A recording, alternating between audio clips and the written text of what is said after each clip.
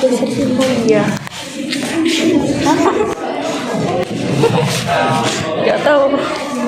Enggak. Baik, bismillahirrahmanirrahim. Assalamualaikum warahmatullahi wabarakatuh. Nah, sebelum itu mungkin kawan-kawan bingung kenapa kami mengambil tema seperti mafia gitu, karena kita lihat mafia di luar sana kan pasti butuh uang kan. Nah, makanya di sini saya coba masukkan ke dalam blog kami itu mafia pencari cuan yang halal itu. Nah, kenapa saya mengambil membuat konten kebahasan berdasarkan Canva?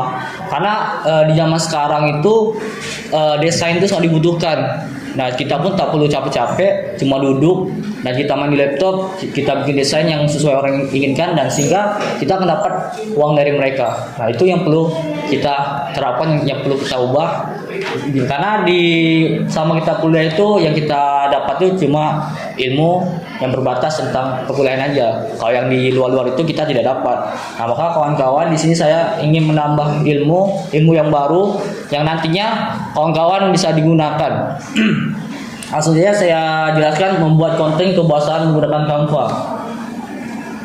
Nah, pertama tuh pahami konsep dasar mendesain, tentukan tema. Nah, pada saat kawan menentukan tema, misalkan kawan ngambil kayak seperti saya kan, mafia gitu, kawan-kawan harus konsisten. Karena menentukan tema tuh nggak gampang dan biasanya tuh banyak cobaan. Misalkan gini, saya ikut lomba, saya mengambil tema kelautan dan kawan saya mengambil tentang perikanan. Nah, berarti kalau misalkan dihitung-hitung bagus sih, menurut saya sih perikanan kan, tapi kawan harus konsisten. Itu yang perlu. Yang kedua tuh buat poinnya kekuatan. Nah, sekaligus yang sekali kalian konsisten, saya buat poin kekuatan sehingga yang kalian desain itu bagus. Saya tuh hanya kita yang paham PPT yang dibuat. Nah, kalau kita udah nentuin dan kita buat poinnya kekuatan, nah yang paham tuh berarti kita. Selanjutnya itu tentukan warnanya. Nah, warna ini sebenarnya itu gampang, tergantung pada kawan-kawan. Kawan-kawan itu maunya warna gimana supaya masuk sama poin-poin sama tema yang kawan mau. Yang selanjutnya itu ada ukuran font dan jenis font dibatasi. Fontnya itu harus dibatasi karena tak mungkin kan buat desain itu fontnya itu melebihi gambar yang diutamakan itu. Yang selanjutnya itu gunakan elemen keyword yang setema. Misalkan kalian mengambil kelautan, jadi elemennya itu pasti bertentangan dengan laut kan. Nah, gitu. Selanjutnya adalah kata kunci template. Nah, ini alihkan pos atau tunggu pos. Nah, alihkan tuh berarti kayak macam sesaklar kan, seperti gini kan. Kebiasaan untuk sukses. Berarti yang pertama itu menerima tantangan. Berarti saklarnya hidup. Kalau misalkan yang di bawah ini, SD ini berarti menerima mudah menyerah. Itu perlu kita buang. Contohnya seperti ini. Kawan-kawan tinggal cari aja di Canva, tulis toggle post.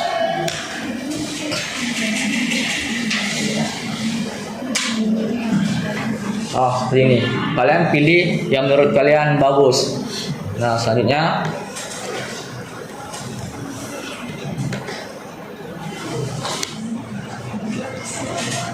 daftar periksa Instagram. Nah, jadi bagi kawan-kawan lebih suka nih selain ngepost tuh pasti mau ke Instagram juga kan. Nah, kawan-kawan tuh tinggal cari aja Instagram checklist itu. Nah, dan di sini itu berisi misalkan cintai diri checklist. Kali ini jangan lupa untuk pertama rajin minum air putih, checklist yang luar organ tubuh, dan selanjutnya.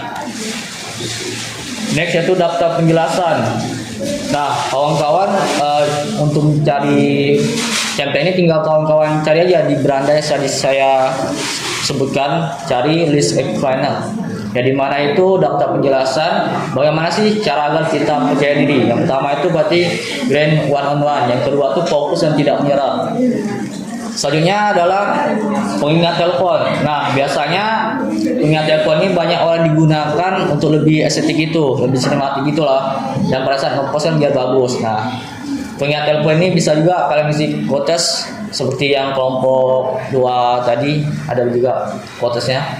Itu bisa kawan-kawan edit di Canva. Selanjutnya adalah tonggak pencapaian atau milestone. Nah, biasanya itu yang kita lihat-lihat orang post kan, misalkan selamat udah mencapai 1000 followers. Nah, kawan bisa gunakan milestone ini dengan cari di seperti yang saya jelaskan yang pertama tadi. Kawan tinggal buka Canva, kawan cari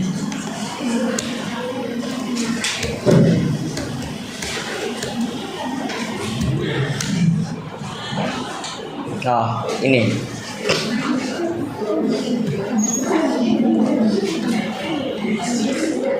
Selanjutnya adalah microblog. Nah, microblog ini seperti pesan-pesan singkat. Biasanya itu dia ada pakai slide gitu. Nanti saya akan jelaskan yang contoh microblog. Selanjutnya adalah warna. Pada saat kawan udah memilih semuanya, udah menentukan tema, udah menentukan apa yang kalian masuk ke dalam itu, warna ini salah satu faktor pendukung yang sangat penting. Karena walaupun bagus template-nya, tapi kalau warnanya tak kena, maka jelek hasilnya. Ini kata kunci elemen. Nah, kawan-kawan bisa lihat, bisa kawannya cari di Canva, misalkan untuk lebih estetik itulah. Selanjutnya jenis font batasi dan ukuran font. Nah, biasa tuh dalam kita ngedit seperti PPT itu kawan-kawan harus tambahkan judul itu jangan lebih dari 90. Karena kalau lebih dari 90 kawan-kawan akan menyebabkan PPT itu jelek. Nah, tambahkan subjudulnya itu paling tinggi ataupun maksimal 52, dan tambah sedikit teks itu ukurannya 34 seperti contoh yang berikut ini. Nah, kalau ini kan bagus nih kan. Kalau misalkan kalau lebih dari berapa tadi? 90, kawan-kawan atau kesusahan untuk menyatukan elemen tersebut.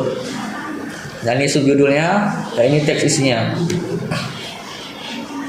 Nah, gunakan grid atau frame untuk gambar. Mungkin akan saya contoh seperti ini. Saya ambil.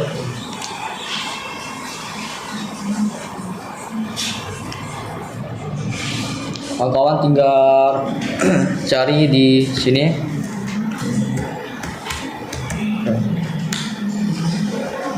Nah, ada dia. Dan untuk menambahin foto,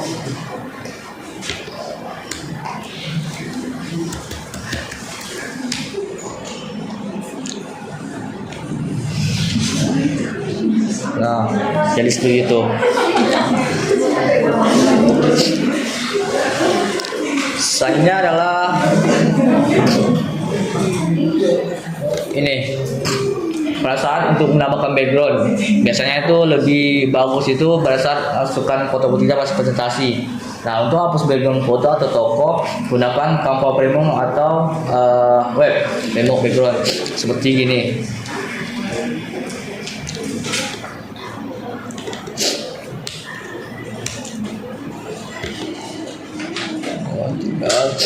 Edit image, hapus latar belakang.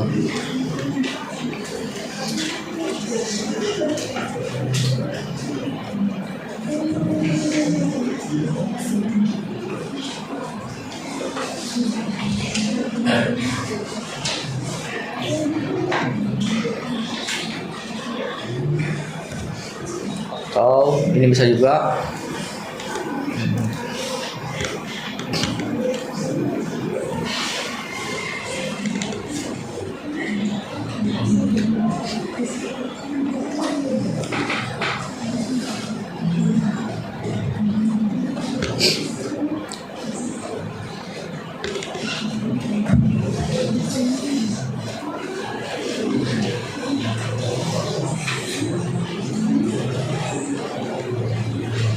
Nah, ini kalau kampanye pro, kalau misalnya kampanye tidak pro, kakak bisa gunakan web ini. Selanjutnya,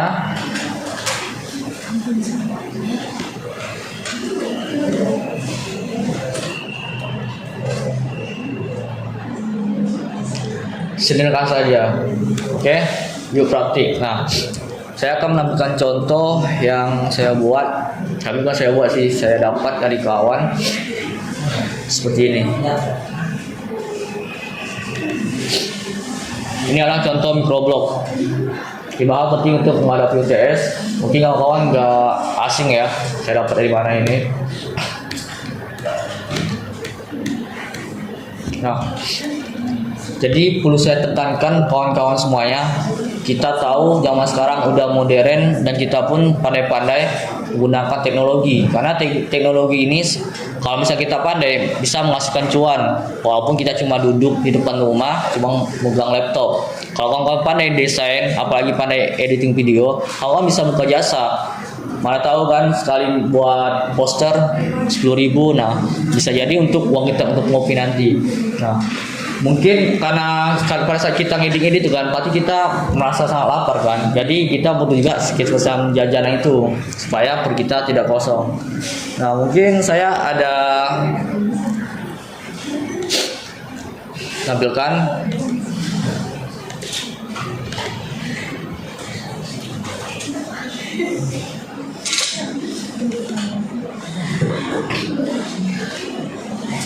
Nah, jadi bagi kawan-kawan yang ingin perlu jajanan, kawan-kawan tinggal di Tabujat Bangkoris saja. Mungkin kawan-kawan udah tak asing lah ya, siapa yang ini.